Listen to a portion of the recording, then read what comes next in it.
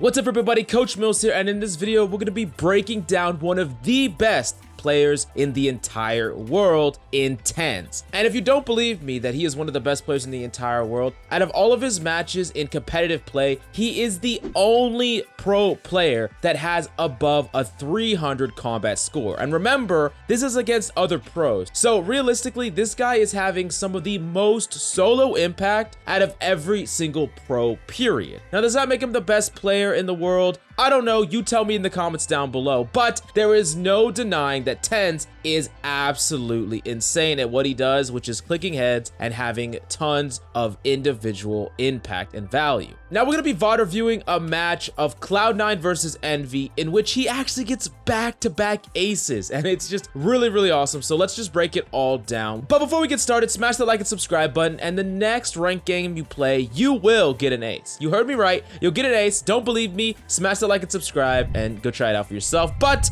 let's just jump right into it. Now, kicking it off right off the bat, we need to break down this round where Cloud9 actually wins when Envy won the first round, which is weird because typically you think that if you win the first pistol round, you automatically win the second round. But let me show you exactly how Cloud9 managed to flip this disadvantage into a not only win, but a flawless win, with all 5 of them actually being alive at the end of it. So watch how they open this fight up. First of all, they all stacked mid, and this is something that you really want to actually do, especially when you're on eco. Having a giant amount of players stacking is incredibly powerful because then you can force team fights and trades with an advantage, and you can easily trade up for value, try to get better weapons. This is a lot better than just playing around the map sporadically, because what happens if you play all over the map, right? And you have pistols and the enemy team have submachine guns or even ARs in some cases. Well, they're gonna take long engagements with you. You're not gonna be able to ever trade out, and it's just gonna be really difficult for you to ever,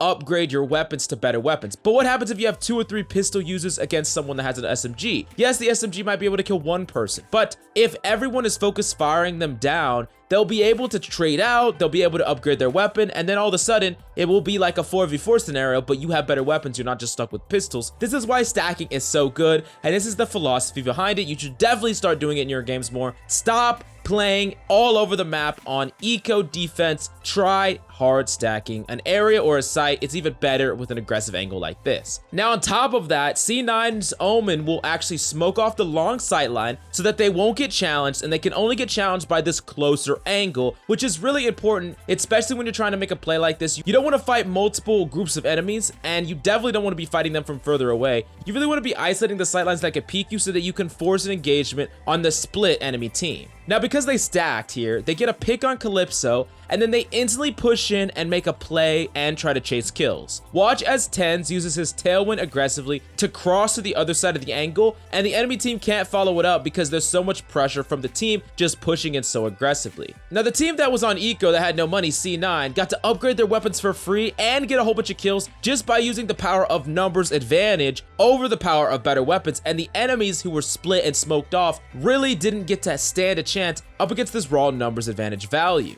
Now, this was a great round, C9, that really will set up their economy for many rounds down the road, and it all comes down to them not only 5 stacking, but making a play and then continuously chasing down the enemy team, trying to take engagements with numbers advantage, not letting the enemy team go and take fights on their own terms, and instead of that, dictating the engagement with the one advantage that they could have, which is stacking, of course. Now moving on to the next round, let's talk about the economy of both teams. It's pretty strange economy because the teams went 1-1 instead of like 2-0, which is normally what would happen. So Relic, Tenz, and Shinobi will all keep their weapons from last round and try to save their money, while Vice and Mitch will upgrade. This is kind of like a half buy. They're trying to snowball their money and use what they have because they don't want to really waste the money, because if you just upgrade your weapons, the value of all the weapons that they have, the submachine guns and even the sniper rifle, the value of those guns will just disappear, right? If you just force buy, you're gonna leave those weapons on the table, but those weapons could still be worth some sort of value. So it's better in their mind to try to win off of these guns, and then they'll still have enough money to upgrade the preceding round if it doesn't work out. Now, Envy will save for the most part, with Caboose rocking the Sheriff, which is typical of a pop flasher. Pretty much every time you're a pop flasher in your comp, if you have a little bit more money or you can afford to buy the preceding round, you would rather try to fish for kills with a slightly better weapon, and you see that a lot with pro players. Whoever's the pop flasher or the dueler or the entry, they will usually be forced buying a little bit more than the other members of the team.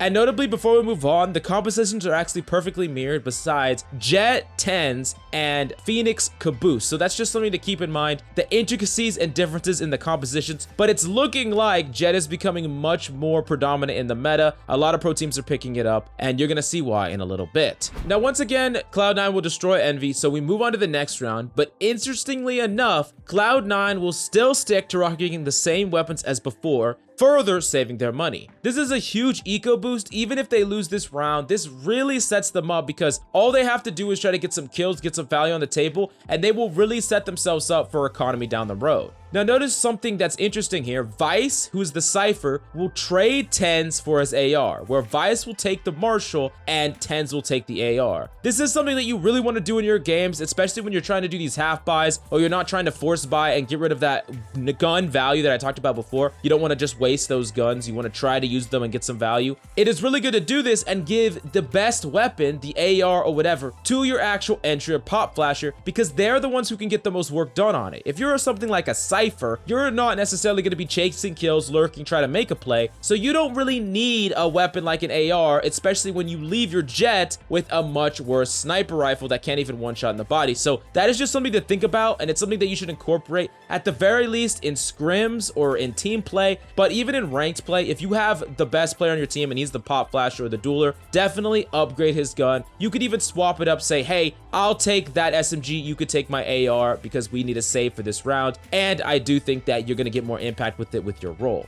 Now, Envy actually goes for an interesting strat here, something that I actually really like, and Envy will do a cat rush. They do leave a Cypher B to watch for flank, which is pretty traditional. Almost every team from TSM to Sentinels, they will always either leave a Cypher to guard the flank, or they will let a Cypher set up a cam to guard the flank on B, just so that no flanks come out of B, because that could be a really big problem. The second thing they do is they have a Sage playing back mid. She drops the spike, but she just lurks around there, and she'll pick up the spike and push up as the rest of her team make a play. Now, the rest of the three people will rush Cat, led by Phoenix Caboose. Now, Relic, who stands his ground, gets full flashed and chased down and killed. You see, people underestimate the value of flashes, and Relic's positioning here is god awful. I'm sorry, Relics, you get caught out a lot in these games, and I don't want to be too harsh on you, but I need to make a point about why this positioning is god awful. You see, flashes really punish a positioning like this, because what flashes do is they control space. They check for angles, they force out people if they're there or get them killed, or they can just simply clear sights. Now, the problem with his positioning here is that it's out in the open with no walls to jiggle behind. He cannot go anywhere if he gets full flashed, and he has nowhere to get out if enemies do flash him. And with the enemies playing a Phoenix, I don't know why you would necessarily be playing in the middle of this room. This is a really weak position, and it gets directly punished by Caboose just walking up and flashing. It's as simple as that, and it gets him caught off guard. Now notice how Envy's Omen smokes closable doors onto A. Now this is great because it blocks LOS from A, of course, and 2, this smoke is exactly the type of smoke you want to be doing on attack, where it oozes onto point because it allows you to potentially sneak onto point, or the enemy has to respect the possibility of you sneaking onto point. Instead of having a smoke that actually fades into your area that you're controlling, that is a better smoke to do when you're playing defense.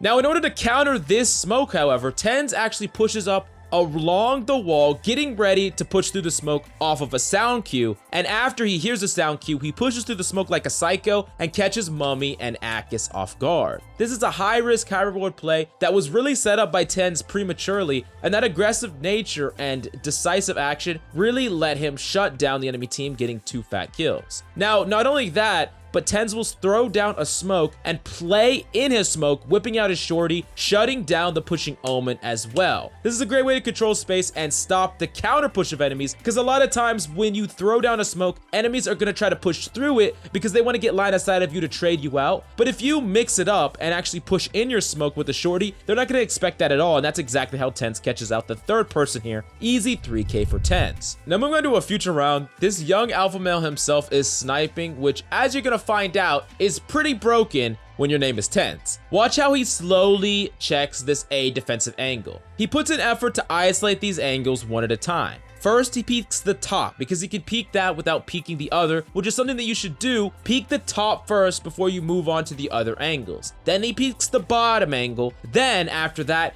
he crosses over and peeks the potential cross angle. He catches the Phoenix's arms in the cross, barely glimpses him, then all Tenz has to do is simply wait for him to commit and then punishes him with an easy shot. This is really good fundamentals where it's one angle at a time instead of potentially just peeking the middle angle right off the bat, getting pushed from the top, getting swung from the right side. Tenz is just systematically peeking one angle, moving on to the next, all while only submitting himself to the angles that he already cleared. Now blink and you'll miss it, and after he got that kill on Phoenix, Calypso swings this fantastic swing, honestly, against Tenz, but without a setup like Flash, Tenz still trades just some damage on him for a kill and gets out safely at 25 HP. Now Tenz will dash to back of the site and set up for another pick opportunity. You see, Tenz is always thinking about what is the next play he can make. He's never thinking about anything else, and you realistically shouldn't either. You see, his Omen will blind the enemy and Tenz will use that opportunity to peek and swing, but check this out. Tenz's ammo count is 1 bullet, but he's not worrying about reloading. He's trying to get value with this bullet, and he's not trying to reload and miss an opportunity to actually get a pick.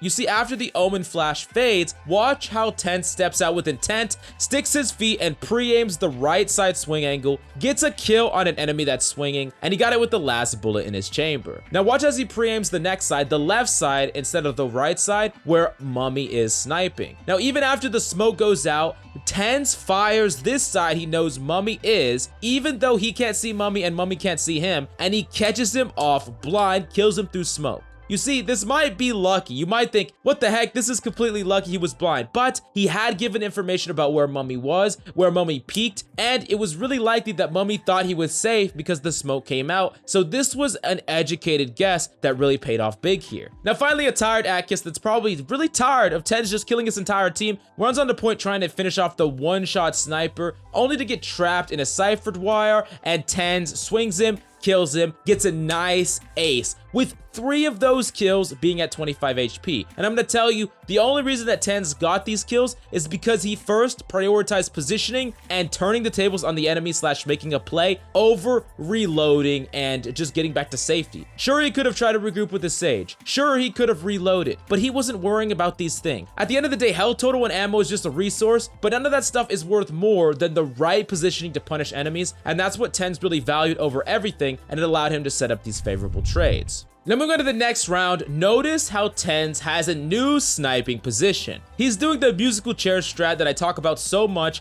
It's where when you're opping, you're constantly mixing up where you're holding, so enemies are always on their toes. They have no idea where to expect, and if they have some pre-strategy for A now, they will not be able to catch out Tenz because he's not even playing there, and eventually they're gonna have to worry about every single possible angle. Now after the initial second, Tenz backs off from the swing and catches Calypso trying to get crafty on boxes. Now C9 has an interesting setup with 2B, 2 cat, no one A, but Tenz is kind of lurking around in between B and mid. Now, this is actually becoming a much more predominant strategy that you should incorporate. It's double stack holding, and it's far less about information. You use the information characters that you have, like Sova and Cypher, to make up for the information, but it's really about stacking 2 people on defense, so if enemies try to make an aggressive play, you have the utility and the means to kind of shut that play down, make a play, trade out, things like that. That's why double stack holding is becoming more and more popular. Now, a picked off Caboose gets walled off by a Sage and rezzed, and Relic gets picked off trying to contest a point. Relic's got caught out again. I'm sorry, buddy. Now, with point control, someone is going to have to go big here with Envy at an advantage. Unfortunately, having to invest wall into res instead of using it on Heaven really cost Envy here, so that's something that you should think about. Not having wall to actually cut across that Heaven section is a really big disadvantage, especially when trying to secure point control. Now, Tenz is sniping and doesn't really want to snipe up Heaven because that's the area that his entire team is holding, so he ult, dashes out, snipes Muddy midair with shurikens, then he turns to Caboose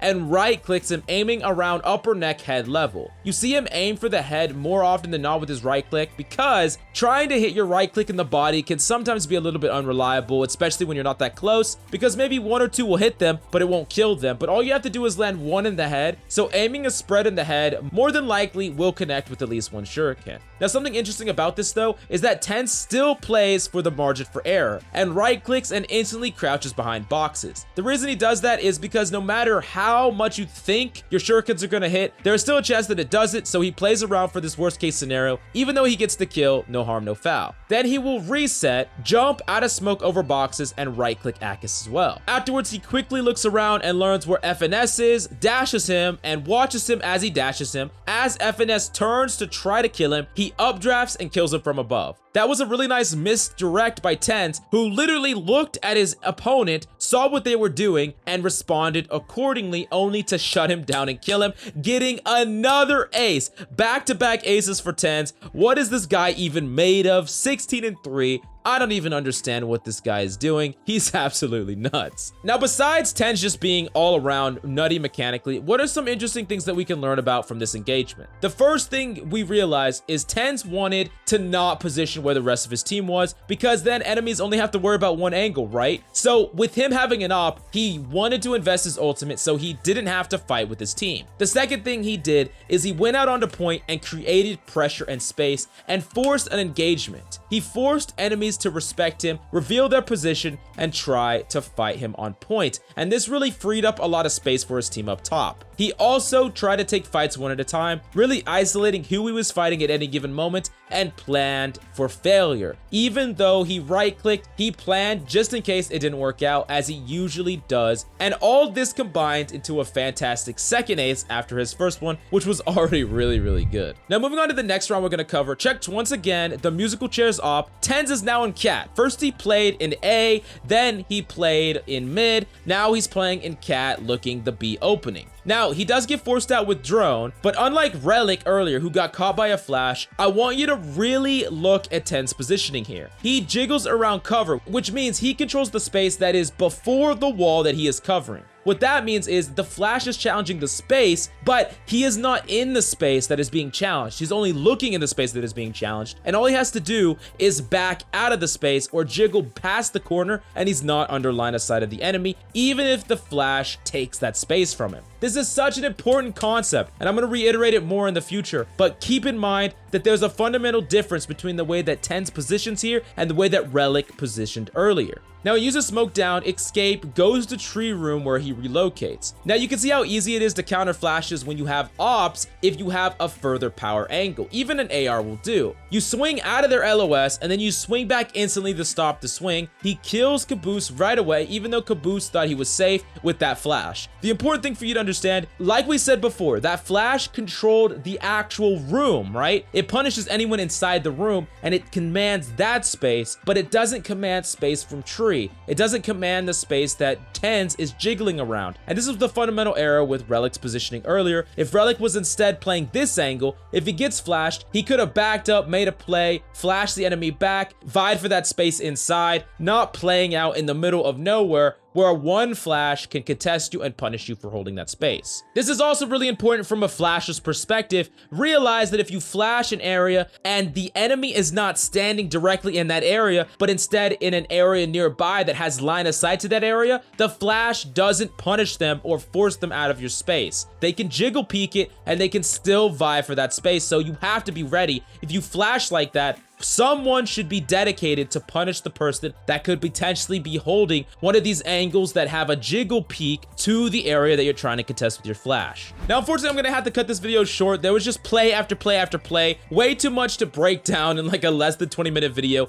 But all in all, Tenz is incredible to watch, and he's incredible to VOD review as well. He is a star player, an ace among aces. Especially on the Jett, when you have this sort of aggressive nature plus the mechanics to back it up, you can really make the enemy play at your pace, and that is exactly what Tenz here. Enemies have to be horrified playing against a guy like this. You never know what he's gonna pop up, what he's gonna do, or how he's gonna clutch in any given situation. Now, I hope you enjoyed the video, but smash that like and subscribe button and tell me down below who you want me to VOD review next. So far, we've done Shroud Wardell and Tenz, but who else deserves a fat VOD? And do you want to see more Tenz in the future? Because I know for a fact there is so much to review about this guy, but definitely let me know in the comments down below. Anyways, thanks for coming by. I'm Coach Mills, and of course, until next time,